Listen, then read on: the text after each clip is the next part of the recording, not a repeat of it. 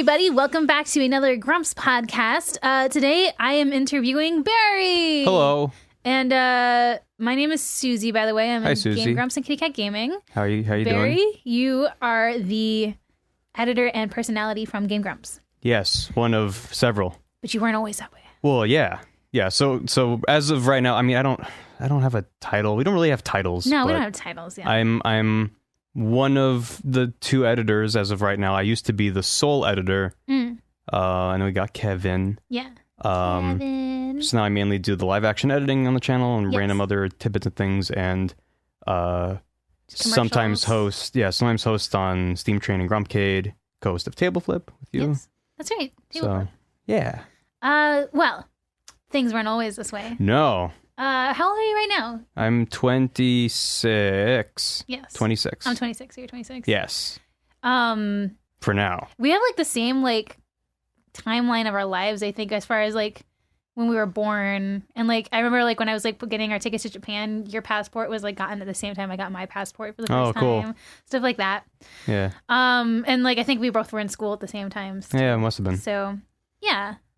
So tell me about growing up. Okay. I was born When were you born? December 3rd, 1989. Where? Beverly Hills, California. Beverly Hills. Yeah. I don't remember the name of the Scandalous. hospital. So nice. I don't remember the name of the hospital. I don't know. Actually, Was it a C-section or was it like vaginal? whoa. I was going to say natural, but sure. Yeah. You can use that word if you want. Did your mom eat the placenta? I never asked her, believe it or not. That never came up around the dinner table. Really? No, I have an older brother. He was a C-section. I was natural. Wow. Yeah. Aw, do you get along with your brother? Oh, yeah. Did you always get along with your brother? No. Yeah. We're brothers. So tell me, like, what is your like first memory playing video games? So you're playing video games. Yeah. Like, what was the first video game? I mean, some of my earliest memories involving games, I'm not the one playing. Yeah. As a kid, my dad had a couple games on his PC. Yeah. And That's cute. you're already just like... Your dad's so you just cool. love dads. Yeah. Yeah, so my dad had Doom. Yeah. And Duke Nukem 3D. He had Your dad's Pac-Man. good taste. Yeah, I mean, it's like weird in hindsight because he doesn't play any games now at all. Weird. But- you should ask him why. Yeah. You should call him right now. I mean, I tried to force my parents to play Journey a couple years back, and they got like an hour through. Yeah. It was just, I mean, it's hard to jump from Doom, which is like 2 buttons to turn and shoot, Yeah. to go from that to like multiple analog sticks and all Yeah. these buttons and stuff. It's a little bit. Journey's a really nice conversion game, I think. I figured, I was like, oh, it's such an easy, simple game, but I kind of overestimated like the fact that I've been playing games nonstop since I could. Yeah. And having lived through that whole transition from 2D games to 3D games to 2 sticks, like, it's just like, oh, now there's another stick to learn. Like, you learn it piece by piece, whereas if you've never played games and you're just like, what the hell? That's just... Anyway. Yeah. So, yeah, I remember watching my dad play those things. He also had a chess game on his computer, which he played a lot, and it had, like, 3 colors.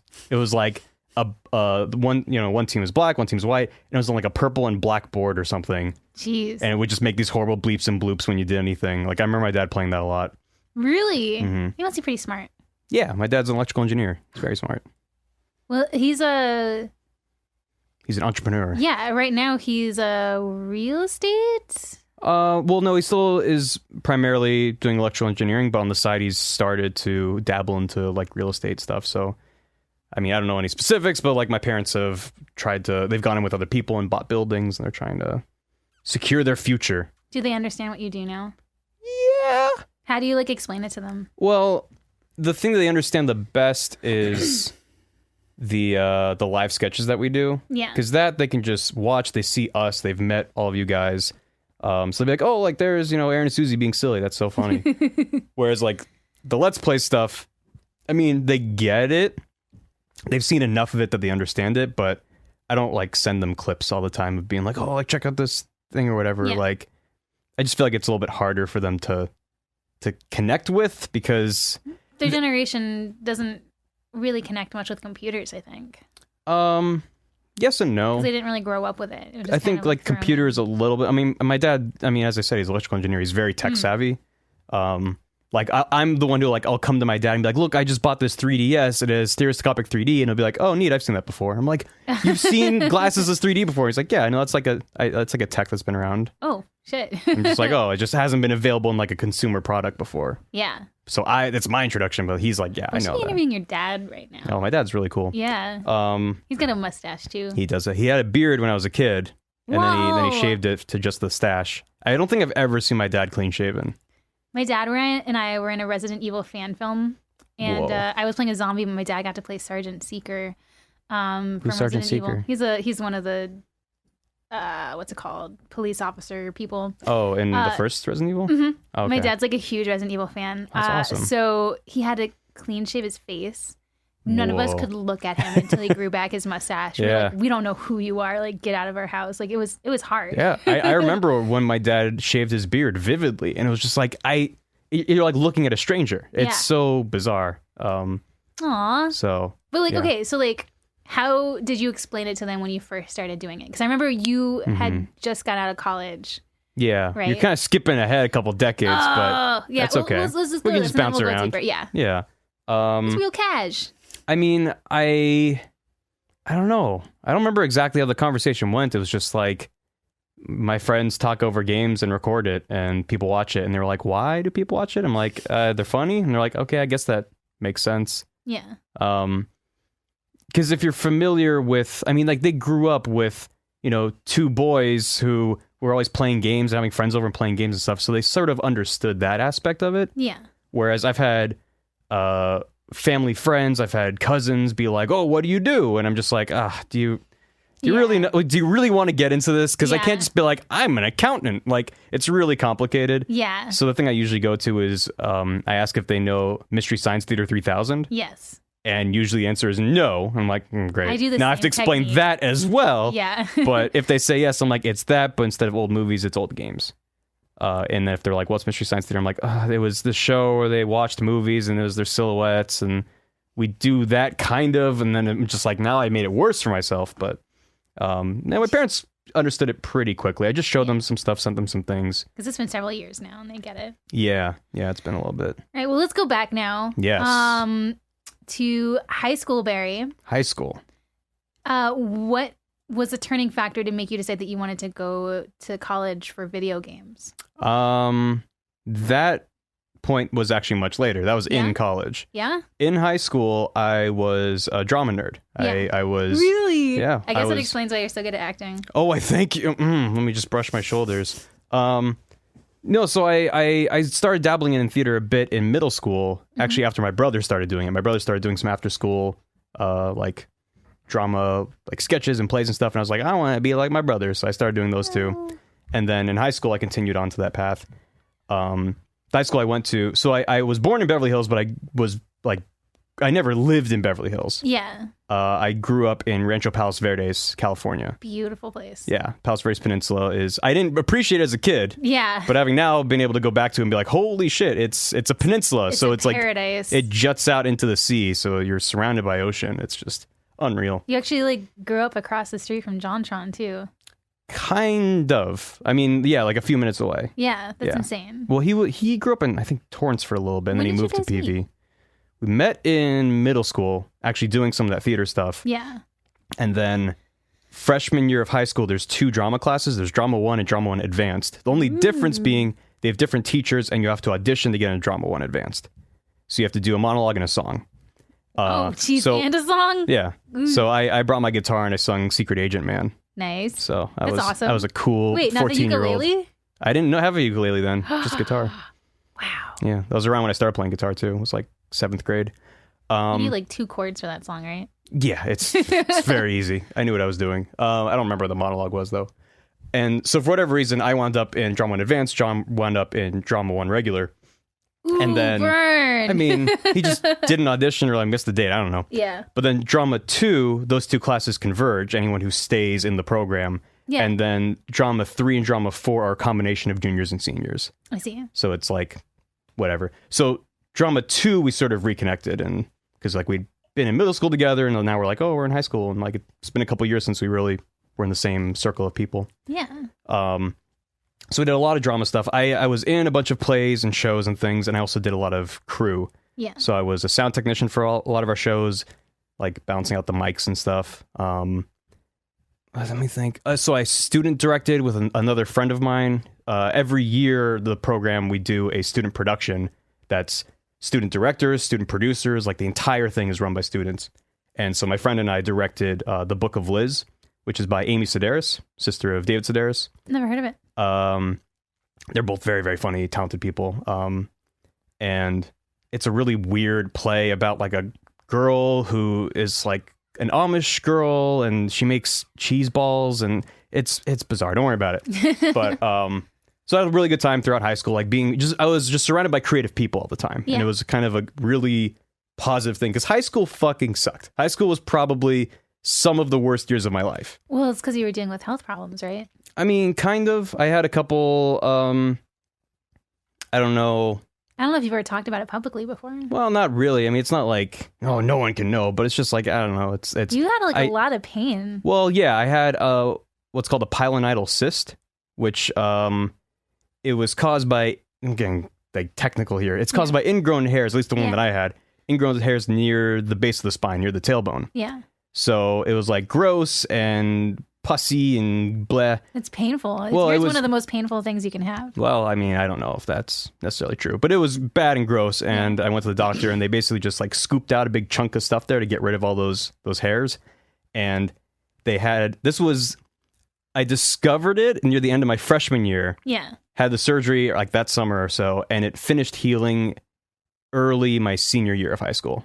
So it was sort of something that I was dealing with for the entirety of high school. That sucks. And way to ruin your high school experience. The best years of your life. There's a lot of bullshit on top of that. It's not like even if that never happened, high school probably still would have been the worst time of my life. Just high school sucks. It's so hard. Yeah, high school, like, I hate when people are like, this is the best years of my life. You're going to look back on this and you're going to miss it. And it's like, no, I don't miss it at all. Every year of my life is better than the last, and that's the way I like it. Yeah, that's how it should be. So the way that wound needed to heal is it needed to heal from the bottom up. Imagine it just like a cup. Yeah. Like if the top healed, you would have skin that connected, and then just like an empty pocket of like gross stuff. You could like press on it. And, so like, it'd have to heal. Exactly.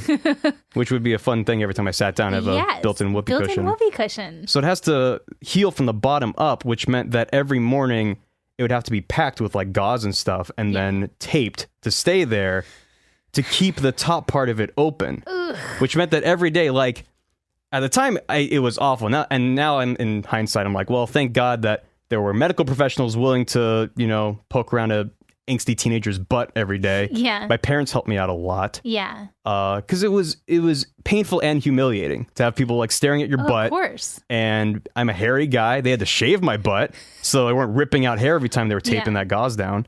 So it was a very painful thing. And the surgeon who did it told me it would take about 2 months or so to heal.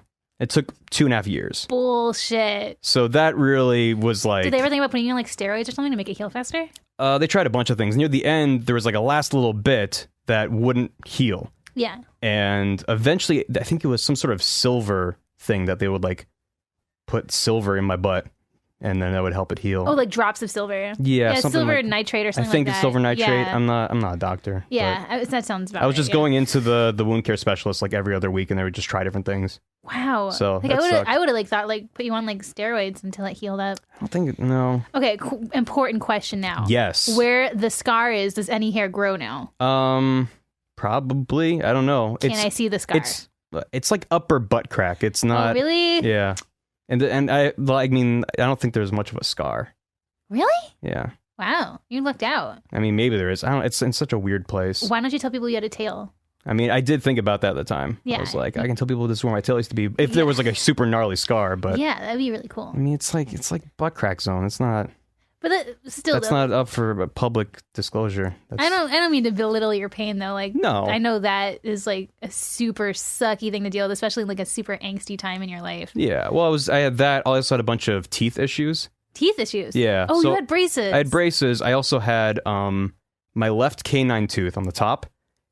The way canine teeth form is they sort of form at angles, kind of below your nose, and as they grow, I mean, I don't know when they grow, whatever, but like something causes them to sort of push down, and they sort of straighten out and push down.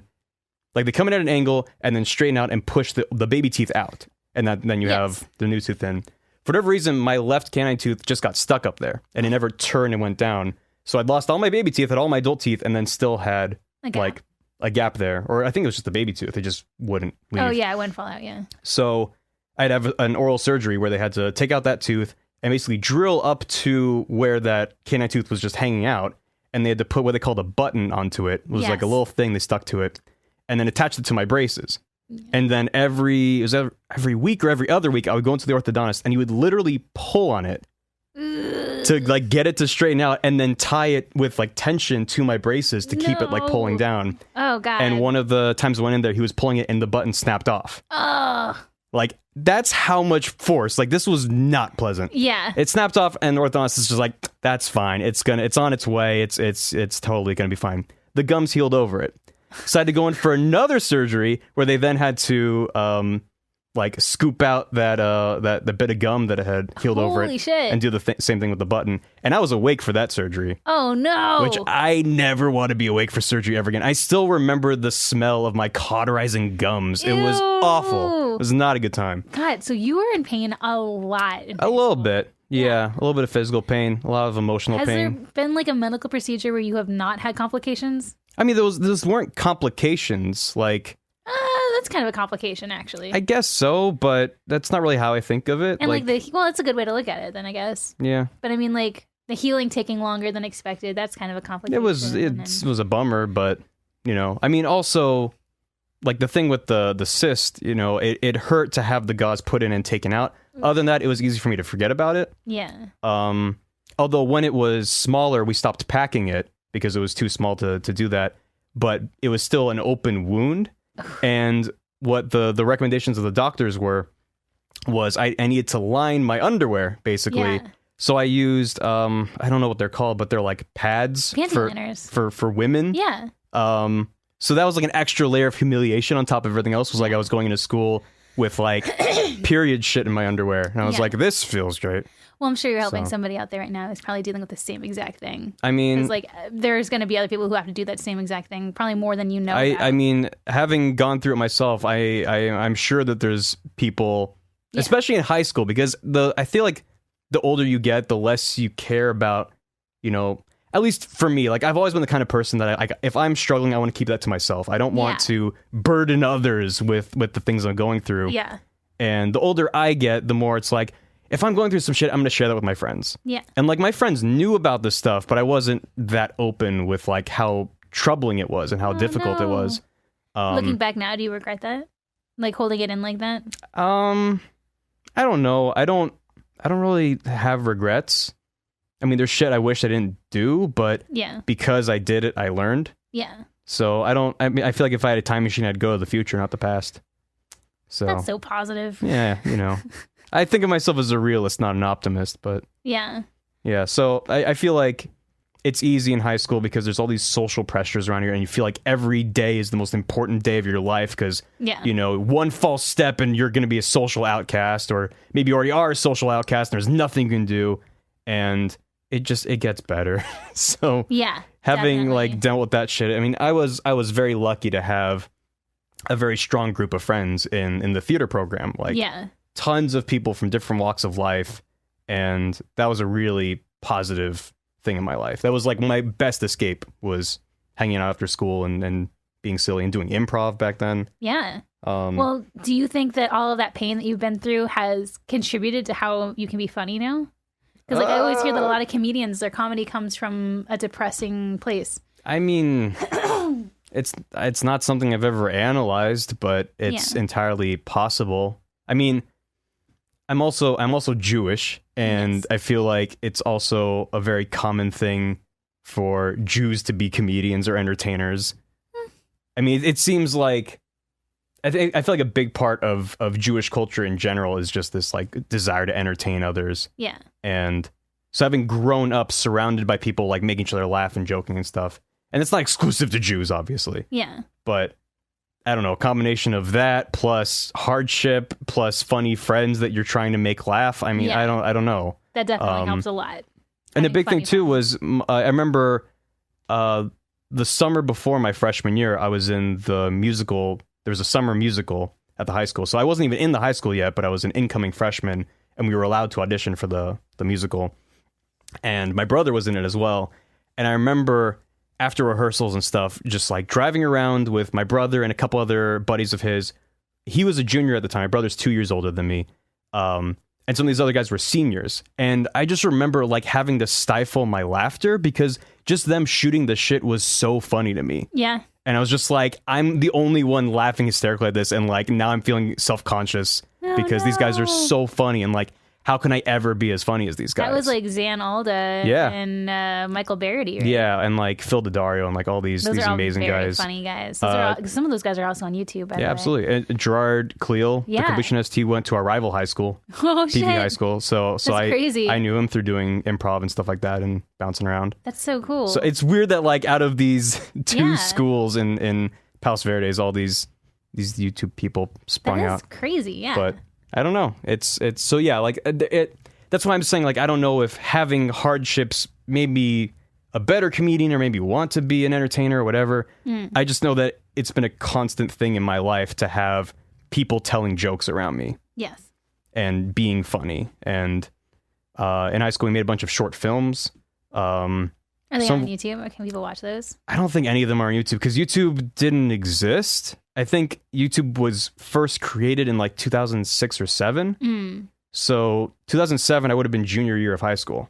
Wow. And that's when it started. That's like not even to say people were like, oh yeah, like I'm going to show you this video by uploading on YouTube. Like we would make these short movies over the weekend, burn them onto DVDs, and then bring them into the PAC, the Performing Arts Center, which was like the theater. Yeah. And we would have an AV cart. We would wheel a fucking CRT out onto a thing, put it into the DVD player and like show this movie to our friends at lunch.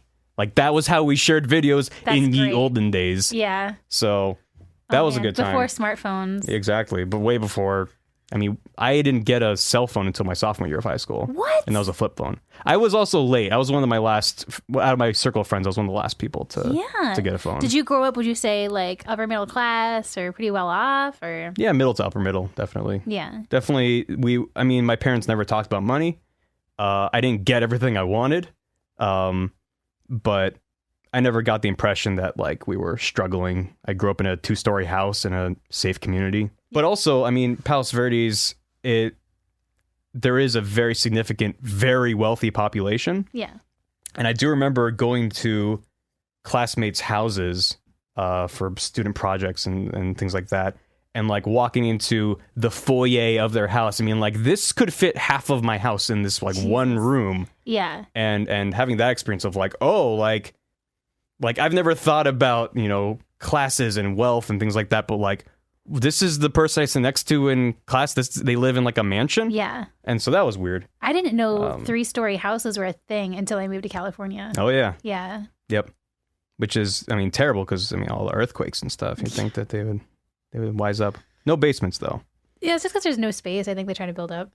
That could be, but... Oh, man. So, yeah, like, so, you had, like, a pretty okay high school experience. The friends are what made it for you, right? Yeah. Could have been better, could have been worse. What was that? Were you good academically? Yeah, very good. Yeah. You were, like, a sleep in class kind of kid? Kind of, but I had a very, what's the word? I don't know, telling experience. I don't know.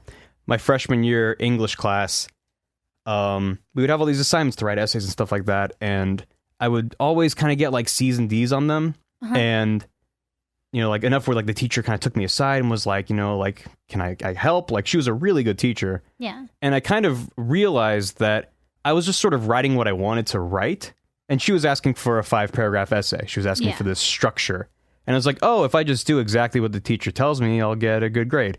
Which is common sense, but like I needed to learn that.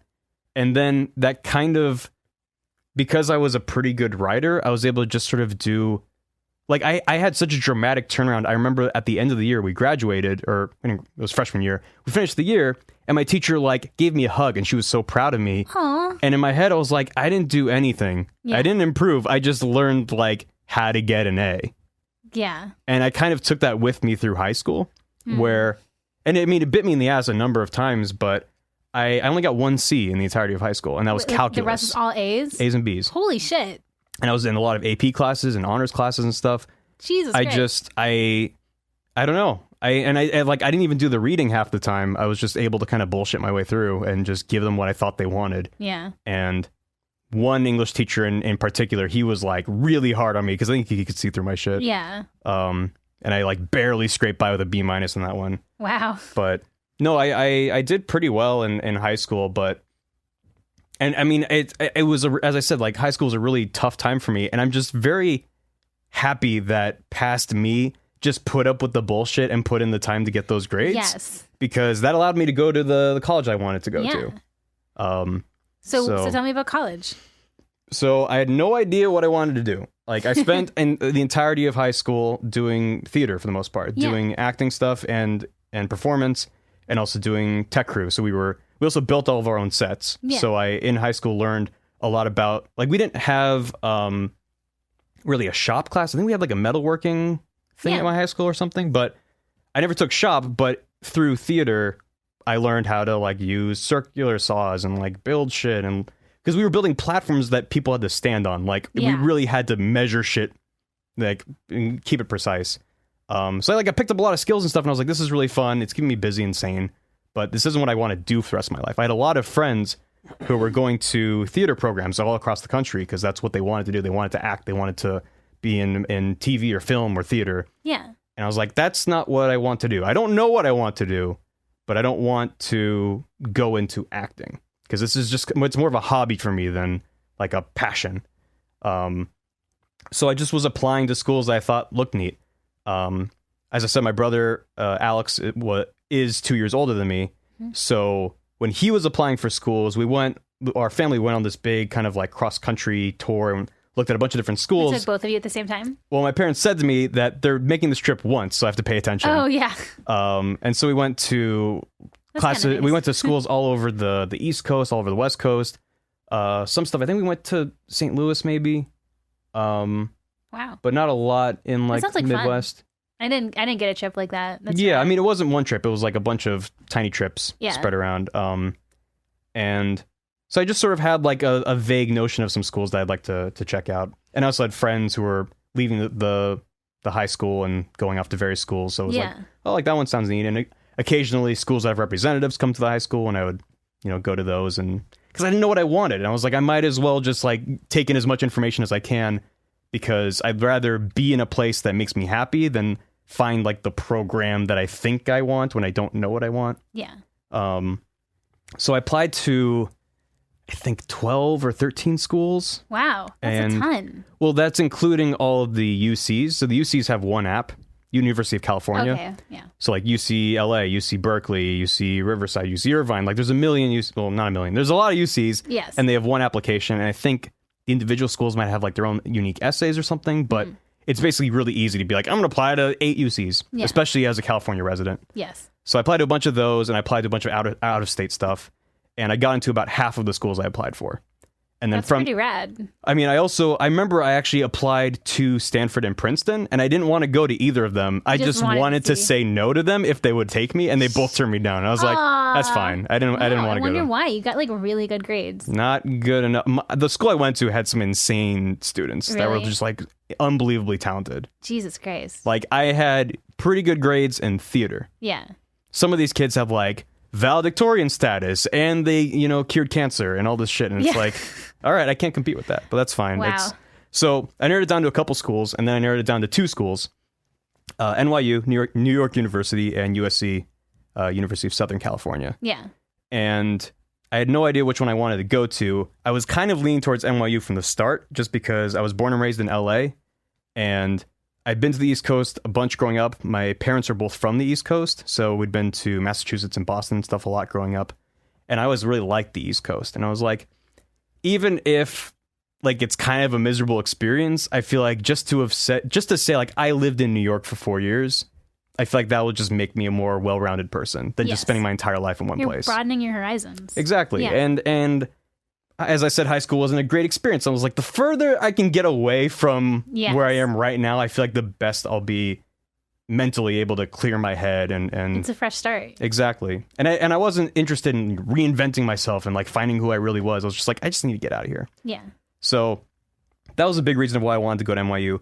I also had a lot of friends going to USC who assumed I was going to USC as well. Oh, no. And that kind of served to push me out as well. Because, like, we had a website. The theater program had a website. Yes. That the graduating class, it would say, like, which schools they're all going to and what they're going to be doing and stuff. Just because it was, like, a nice little family community kind of thing. Like, the parents were involved in a lot of the stuff we did. And someone had told the person running the website that I was going to USC. And so, like, I went on that website and it was like, Barry Kramer, USC. I was like, I'm not going to USC. Yeah. And I realized, like, as I was, like, saying that to myself, I was like, I'm not going. Like, fuck them. I'm going to NYU. Oh, so that's how you came to the decision. I mean, pretty much. I mean, it's a really that was weird the final straw kind of thing. But it was like, I was already leaning that way. And, like, so many people from my high school go to USC. It felt like 13th grade. Yes. And I was like, that's not what I want. I don't want more high school. Yeah. And a lot of those friends, I'm still friends with today. Like, they're great fucking people. It wasn't them that I was like, I don't want to spend 4 more years with you guys. No, it's good. You got to see different types of people and, like I said, broaden your horizon. Yeah. So I ended up accepting NYU, or they accepted me and then I accepted back. I don't know. Did you have scholarships? I had some scholarships. I had some grants, and I also took out a bunch of loans, which I'm still paying off. Yeah. It was very expensive. What, like 30% of the other Americans? Yeah. I don't know what the statistics are. Like that, I mean, it's worth it. I don't regret it. Also, I'm able to pay them off, that's really great. Which is great. So yeah, then I went to NYU. You've been out of college now for how many years? Graduated in 2012, so it's been 4 years. Wow. Which is time flies. As long as I was in college, I've now been out of it, which is crazy. I was in the College of Arts and Sciences, which is sort of the giant liberal arts core of the university. NYU has a bunch of different schools within it. There's the Stern, the business school, Steinhardt, education, Tisch, which is theater and film. And I'm glossing over a few others, but there's also College of Arts and Sciences. So I was in CAS, spent a year in there, basically just taking requirements that everyone has to do and just sort of like, I don't know what I want to do. At the end of the year, I met with my advisor and I was like, I don't know what I want to do, but I figure if no matter what, it couldn't hurt to have some experience with business. So I'm like, I want to take business classes. Business classes. And my advisor just sort of looked at me and he was like, you're saying you want to transfer into Stern. And I was like, I don't know, like, there's no business classes in CAS. And he was like, it is practically impossible for an internal transfer to go from CAS to Stern. Is that just like a different part of the school? It's a different part of the university, but each school has its own like rules and stuff. And it's just... That's stupid. They should be able to just do that for you if it's inside the same school. I mean, it's not fair. Like, if me applying to Stern as an outsider would be different than me applying to CAS as an outsider. Okay. They have different admission policies. It's like, just because I can get to CAS doesn't mean I'm able to be at Tisch and like learn film and stuff. Like, I see. They want to like, it makes sense. Yeah. And so he was like, don't, basically, Stern, you can try, but it's not going to happen. He said, what you could do is internally transfer to Gallatin. And I was like, what the fuck is Gallatin? Gallatin is the school of individualized study. So it's basically, I like to call it the hipster school. Yeah. It's a school within NYU where you get to create your own curriculum. It's kind of rad. And it's like everyone's dream come true. Part of, well, some people. Oh. Part of, I'll get into that in a second. Oh, but geez. Part of the whole school's idea is that it's much easier to take classes in other schools. Yeah. So from CAS, it would be almost impossible for me to take any kind of business classes in Stern. In Gallatin, they encourage it. And I was like, I went from not even knowing the school existed yesterday, and then as fate would have it, the next day they had an info session at the school where I could go and like meet people and learn about the program. And I walked away from that going, yep, I'm going to do that. And I applied over the summer and got in. How insane. That happened really fast. And then in my sophomore year, because also part of it at the time, I still had this idea that like, I didn't know what I wanted to do, but I felt like it had to be something traditional sounding and like impressive. You know, my parents never gave me any pressure. Like, you got to be a doctor or a lawyer. Yeah. Like, they wanted me to be happy. So I had really good parents in that regard. That's so nice. And in general. Yeah.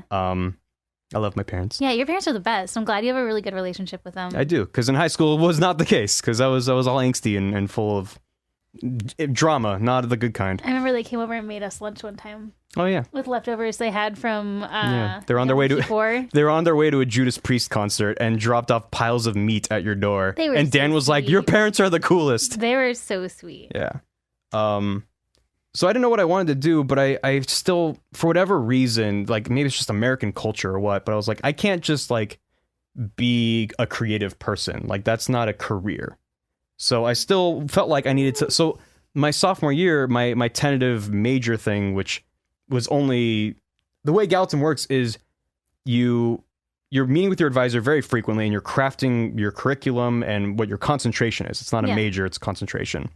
Well, And at the end of by the end of your senior year, in order to graduate from Gallatin with a degree, you need to go through what's called the colloquium, where you have a 2-hour conversation with faculty members of your choosing and your advisor, and you have a stack of books that you're like, this represents my major, and you talk about it. whoa. And if they're impressed and feel like you didn't waste your time, then you pass. What the fuck? Why did I go to this school? I mean, I I didn't would have even... graduated college if I went there. Yeah, I didn't even know this existed when I applied to NYU, Wow. let I'm alone sure like a spent lot of year people there. are feeling enlightened about this. I mean, I've since learned about other kinds of programs, and I'm like, I feel like I was able to take advantage of my education the way most people can't. yeah. No, But at you the got same time, ideal it was situation. stressful as fuck. Really? Because every single semester when I was registering for classes, I had to create flow charts of shit of like, okay, these are the classes I want to take, and these fit in the schedule.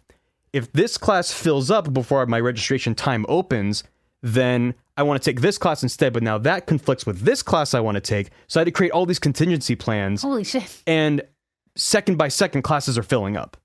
I don't know. That sounds like fun to me. I love planning stuff. It was a nightmare. Every Yeah. semester, I would always, like, the dust would settle and be like, okay, what am I doing next semester? Oh, It would no. be crazy.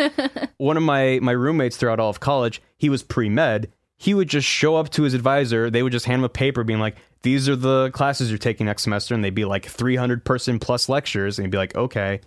And like, That's to me, not- that sounded like heaven, because I was like, you don't have to worry about shit. It's all done for you. No. But at the same time, by the time I graduated, I'd taken classes in 5 of NYU's schools. Wow. That's impressive. I took classes in CAS, obviously, Gallatin, obviously, Stern, Steinhardt, and Tisch. So you did get into Stern. I didn't get into Stern, but I did take classes in Stern. What the fuck's the difference? Well, being in Stern means you're like in that school and you graduate with a MB. I don't remember. Wow, this whole world is so But, foreign to me. Yeah, I mean, it's also been years since I was in that world, It's but crazy. being in a school is different than taking a class in a school. Yeah.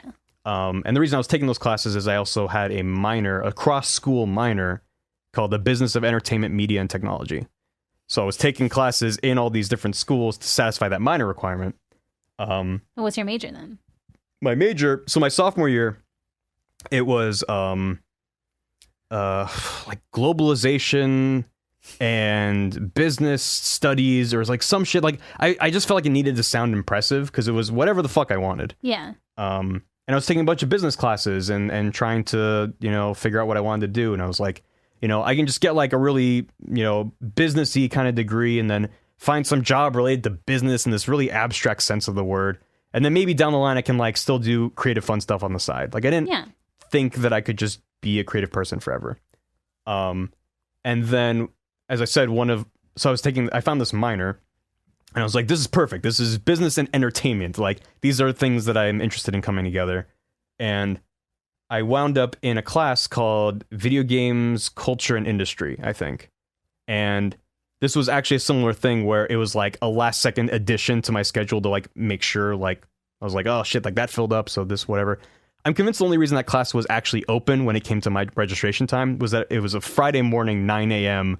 to noon, which no college student wants to work on a Friday morning. Yeah. And that class, I thought it was going to be an easy A. I was just like, I like games, been playing games my whole life, like, come at me. That game, that class blew my mind. Yeah. All of a sudden, I was introduced to this whole world of depth to games, and that was my introduction to all these ideas and theories that I'm now obsessed with. Because at the time, I loved games. I knew I loved games. I had already played games like Shadow of the Colossus and Passage, and I was like, games are art. But I didn't think about anything deeper than that. And I didn't know there was anything deeper. And that class was amazing. We had a bunch of guest speakers come in. It was an amazing experience. And I walked out of that Changed your class. mind, yeah. And I walked out of that class saying, I'm going to change my concentration to something about games. That's awesome. And as luck would have it, at the exact same time, NYU was starting its own games program called the my Game God. Center. You So, lucked out I so really much. did. I really did. Were your parents concerned about your major change? I don't think so. I don't remember it being a concern. The more frustrating thing on my end was that video games class I took was the first semester of my junior year of college. Second semester of junior year, I studied abroad in China. Oh, So, shit. I spent 4 months in China, which was more of a because I could and not because it ties into my major or anything. Yeah. So what brought that on? You were in China for a while. 4 months, yeah. Yeah. So I had a work-study job while I was in college. I was working for Gallatin. I was working... My job kind of changed over the years, but for the most part, I was basically working at one of the front desks on the advising floor. So people would walk in and be like, where's Professor so-and-so? Or like, I need to make a meeting with so-and-so. Or can I print something? Or whatever. Like, I would just be sitting there and they would come in and ask us stuff. And so just in working there, I got to become friends with a lot of the faculty in Gallatin, which was just very advantageous. So I got to know the global affairs director who just like handles a lot of the study abroad stuff. And he would just poke me and be like, you should study abroad. And I'm like, that you're just pushing your agenda, man. Yeah. But he made a really good case, and I applied to a couple different programs. I applied originally to study abroad in London. And That would have been really for cool. obvious reasons, that's the most popular program because you don't Yes. have to learn another language. I think it's like the London program followed by the Paris program are like the most popular. Ooh. And then I'd there's rather go to London. there's also like Prague, which would have been amazing. Yes. There's Shanghai, where I wound up. Was There's a Japan an couple other option? ones. I don't think so, or I probably would have gone down that road. Oh, yeah. But yeah, eventually, I didn't get into the London program. I was like, oh, I guess I'm not studying abroad. And this director was just like, what are your interests? And I was like, I don't know, business. And like, there's a lot of business classes in Shanghai. I'm like, what if I went to China? So it started as this weird, like, what if, almost like how I wound up in New York. Like, I kind of just want to say that I've done this. Yeah, just cue Chinese So, music in yeah. the background. Yeah. Da-da-da-da-da-da-da. Yeah, Barry So- goes to China. Yeah, so I took this video games class and was like, I want to study games. And then I left to China for a semester. Did you have to learn the language? I didn't. Well, yeah, we were required to take a Chinese language course while we were there. So even the kids who were fluent had to take like 4 advanced Can or you say whatever. something in Mandarin for us? 你是我的很好朋友. Holy shit, what was that? You're my very good friend. Oh, can you say anything more? 我叫 Barry. I think that's my name is Barry. Aw. I don't know. I've lost almost all Oh, of it. yeah. No, I've lost all the language I learned in school. 我想打球. That means I like to play ball. It's so innocent. So yeah. So I bought a bunch of game studies books and brought them with me to China. What year was this? This was 2011. Okay. So it Did was you have to deal also with, like, a lot of smog. well, I was in Shanghai, which isn't as bad as Beijing. Yeah. I did go to Beijing, and it is fucking bad. Yeah. Yeah, because this was after the Olympics there. The Olympics there were 2008. Oh, God. So things were sort of cleaned up for the Olympics and then kind of went right back to normal. Yeah. So I did go to the Olympic Plaza and see like the Bird's Nest, which is the big stadium they built, which ironically was designed by this Chinese artist named Ai Weiwei, who was in prison at the time because of his politically sensitive statements and art Oh, pieces. good Lord. China's an interesting place. I remember you breaking my heart with stories about the zoos. Oh, the Beijing Zoo is one of the saddest places I've ever been to. I can't even imagine. I've several times tried to show you some photos from that, I and can't handle it, yeah. you always I tend to- can't handle animal abuse. Yeah, well, yeah, That's animal abuse. it's sad. But, like, so did you enjoy China? I did. Did you feel like you learned a lot there? I learned a lot there. Moving to New York was sort of my way of asserting my independence, and it forced me to grow up in a lot of ways, and China just solidified a lot of that. Yeah. And I was always like, I would come back to LA and I'd visit friends at USC and UCLA and stuff, and it just felt like you know, grade 13, like what I was saying. It was just like big boy high school. Like Yeah. it just felt like more of the same in a slightly bigger environment. Whereas NYU, I was like, I'm in the city. Like, there's no bubble for me to feel protected in. Yeah. I have to fend for myself. Like, I felt like I was a New Yorker first and a student second. Like my job was a New Yorker. Yeah. No, because like in New York, it's all about surviving, I feel. Like you don't live in New York, you survive in New York. Yeah. I thrived in New York. That's insane. It was exactly what I needed. Why'd you move back? Well, we can get into that in a second. Okay, yeah, tell me more about China. So I was in China and I was taking a Chinese language course. I didn't speak a word of Mandarin before I got there.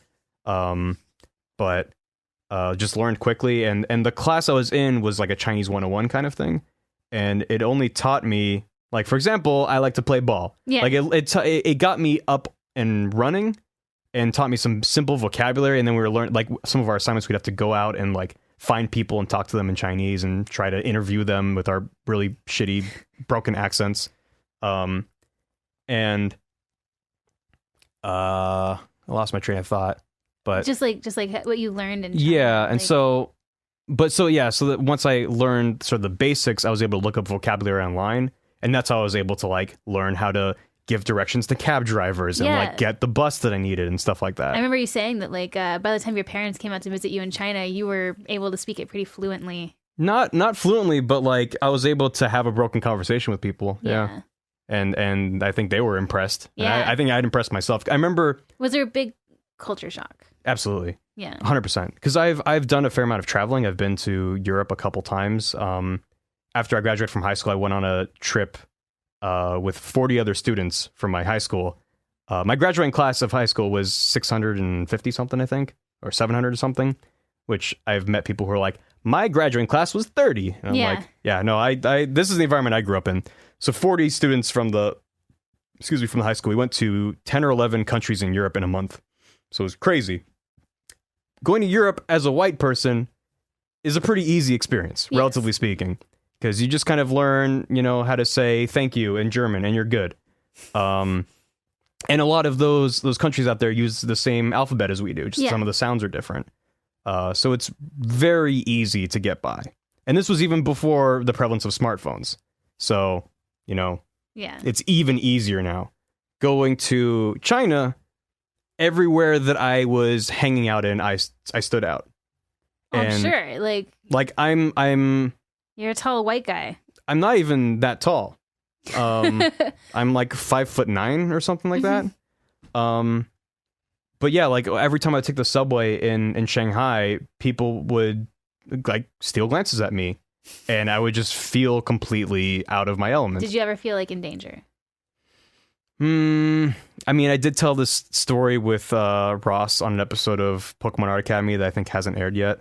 Yeah, I go into it in lengthy detail, but I got stupid drunk in Nanjing and probably could have died, and it was really not my finest moment. Jeez. I got separated from my group and we were all blackout drunk, and I passed out outside the hostel that we were staying in. It was stupid. I don't think I'd feel comfortable getting drunk out in a foreign country. In hindsight, it was insanely stupid, and I'm very lucky that it wasn't any worse. Yeah. Well, like, did you ever come in contact with like the really seedy side of Asia?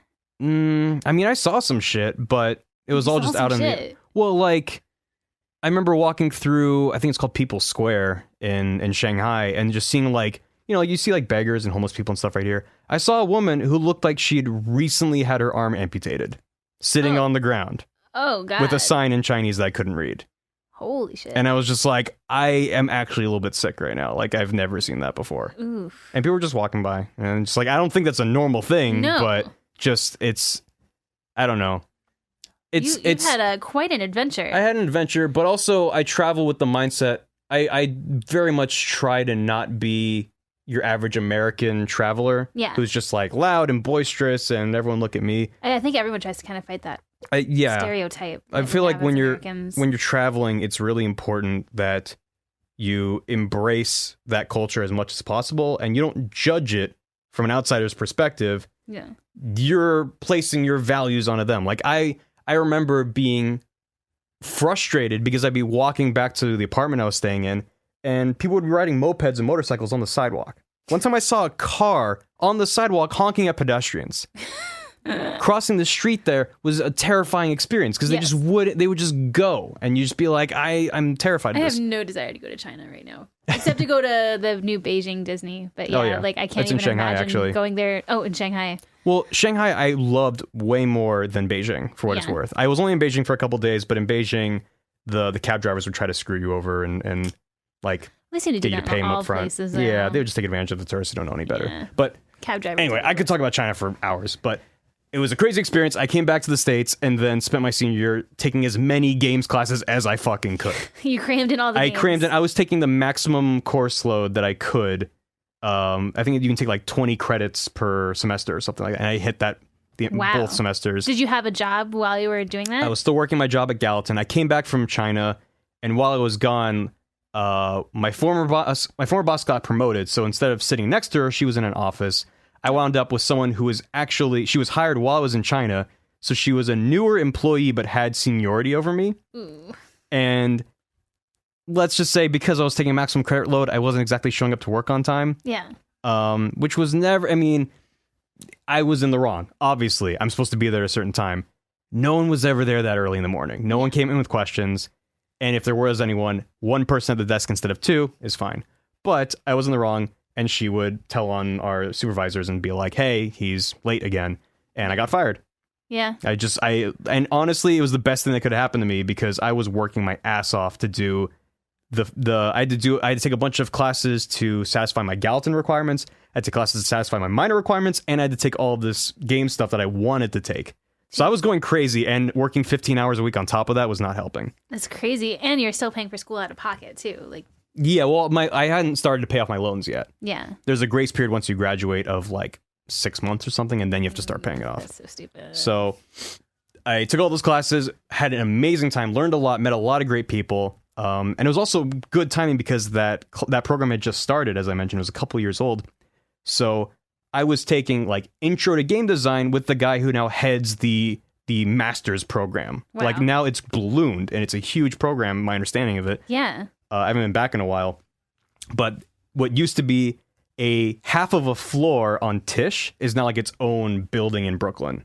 That's insane. So it's like they're doing well for themselves. And I'm very excited. I want to go back and visit at some point. Did you ever think that you would be doing something like this? Like going to school and having this like charmed of a life when you were a kid? Did you what was your thoughts on that? Like as a kid, know. like what did you think your life was going to be like? I don't know. Did you have like a goal, something you wanted to be when you were a kid? I don't think so. I don't know. Because like, everybody wants to be something, you know? Like I told Dan I wanted to be a pirate or a magician's assistant. I mean, I must have. I don't know. Maybe I should ask my parents. I don't remember as a kid being like, I want to do this when I grow up. Everyone has I remember. that I mean, my parents have told me that when I was a kid, I said like, my dad asked me what I want to be when I grow up, and I just said, I want to be a regular dad like you. Oh, my heart. Yeah. So I don't know. Like that wasn't where my brain was at, I guess. Wow. I was just sort of taking it day by day. Well, what is the hardest thing you think that you've had to learn in your life so far? Like if you could pass one nugget of knowledge on. It's probably just that feeling of being in high school and feeling trapped and miserable and feeling like I know that there's an end in sight. I know there's a life that's different than this, but just feeling so helpless. Yeah. And just like even being told like it gets better, I feel like that's not the same thing as experiencing it yourself. Yes. But just having the strength to put up with the shit, to put in the time, get the good grades, get yourself out of there. Like it's so worth it. And I'm so glad that, 18-year-old me was able to get his shit together and keep writing awful essays to get to a good school, despite dealing with all this bullshit on top of it. So just like stay the course, things get better. Yeah, stay the course. I mean, I feel like a lot of people can relate to that, especially like people, who might have like medical problems like you had. Like I think that'll be very relatable to people. Yeah, perhaps. People with disabilities or whatever, push through it, things always get better. Yeah, but basically just to end the story real quick. Yes. I graduated from NYU, so thank you. my concentration was video game theory and design. Yes. I was originally going to call it game theory and design, but game theory is completely different. That's related to mathematics. Yeah. That's a YouTube channel. Yeah, that too. Yeah, that always kind of bothered me a little bit. Yeah. That Matt Pat's channel is game theory, and it's like game theory is it's like a prisoner's dilemma in math. Like you have, I don't know. Anyways, go back to your story. Yeah, just Wikipedia game theory. It's not related to games, that as you think of them. So I graduated and I bounced around through a bunch of different jobs that summer. So this was summer of 2012. same summer that Game Grumps started and Aaron John started recording stuff. So I was desperately trying to stay in New York. I was like, I love the city. I want to stay here, but it was very difficult financially. Most of the jobs I was taking were related to games, but they were either volunteer jobs or I was working this one job for a couple months. It was this company doing HTML5 games, and none of the guys who founded the company were getting paid. They were all just like, this is like a passion project. Like, we want this company to succeed. So they were like, if this company grows, like, you'll get a paycheck. But and in the meantime, like... That feels bad. So it's just like a lot of unpaid internships and stuff like that. They were all awesome dudes. But like, eventually I had to leave and just like bounce on to the next thing. I volunteered for the Games for Change Festival. Oh, rad. And there were a lot of guest speakers like Nolan Bushnell, the guy who founded Atari. So I got to see a lot of really interesting talks. And I was curating. They have a bunch of games that they give awards to, and the nominees were all playable there. So I was like helping these people who had never played a game before play these platformers and art games and stuff. And so like, that was a really cool experience. But my lease ran out. I had no money. So I moved back to LA, moved back in with my parents. Throughout this entire experience, I was talking to John over Skype, and we were chatting and stuff, playing some games online. And he was like, hey, I'm moving up to like the Burbank area to be closer to you guys, to be closer to Aaron, to make the like recording Game Grumps easier, because he was commuting to and from across the entirety of LA. That's like an hour drive. I remember that each way, and it was driving him nuts. And he was like, I'm moving here. And as luck would have it, he was renting a 2-bedroom apartment for himself. And he was like, why don't you live with me rent free and keep looking for work? And I was like, I would much rather stay with you than my parents. So I came back to LA like it was like August 30th. It was like right when my lease ran out. And I had a bunch of my stuff shipped back to LA. I sold a bunch of stuff on Craigslist. So I had very few personal belongings. You might remember this. Yeah. And stayed with my parents for like a week or two, and then moved in with John. And I was still working. I was working for AOL's games.com at the time. What? I didn't know that. Well, yeah, I had a job with them. They were launching a new redesign for their website, and there was a lot of back end, like Google spreadsheet kind of stuff that they were doing. So I was working with them, and I was finishing that job remotely. So I was getting up early LA time to be on East Coast time. And then that job finished, and I was like, no one else has returned my calls. Like, I've been applying to all these other jobs in LA. And then John was like, hey, let me teach you a couple things, and you can start editing Game Grumps. Yeah. And then that's how that started. That's history. Yeah, that's history. Wow. Yeah. But, so I've known you since you moved then. What year was that? Before. That was like 2012? That was 2012. We met, I think, 2011. Yeah.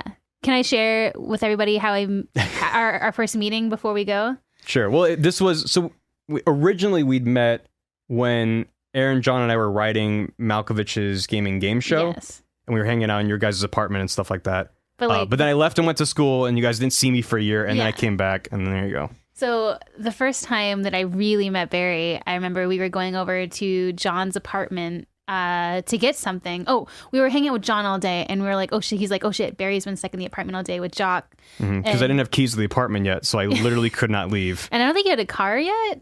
I think I had my car, but there was some reason I couldn't leave. There's some reason you couldn't. But like John was like, oh shit, he's like locked in the apartment with Jocks, and like Jock is like just like fucking like squawking nonstop all day long. So we have to go save Barry. He's gonna go crazy. So like we came over, and Barry was sitting on the couch playing Braid. Fez. And the entire table was covered in like scribblings and code. And Barry like looked like he was at his wit's end. He's like, I've done it. I've cracked the code. I've done it. I beat the game. Yeah. And like, Jock is just going bark, bark, bark in the background. I'm just like like my face is covered in drawings. It was like what was that movie where like all the numbers start appearing around him? A Perfect Mind? No. The one with the like guy who has like a mental disability. Rain Man. Is that it? I haven't seen any of those movies. Anyways, yeah, it was like basically you could see Barry looking into other dimensions at numbers, and we're like, we should go out get food, Barry. And you were like, nice shirt, because I was like wearing a swimsuit with a tiger on it. Oh, with like shorts over it. I remember that. Yeah, and I was like, oh, cool.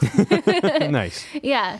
So yeah, no, like I'm so glad that you happened to be there at that time, because like my life is a series of kind of taking advantage of opportunities. Yeah, no, like hearing about your childhood, it's like it's so different than mine, but we grew up at the same time. Yeah, you know what I mean. So like it's really interesting to see another perspective, you know.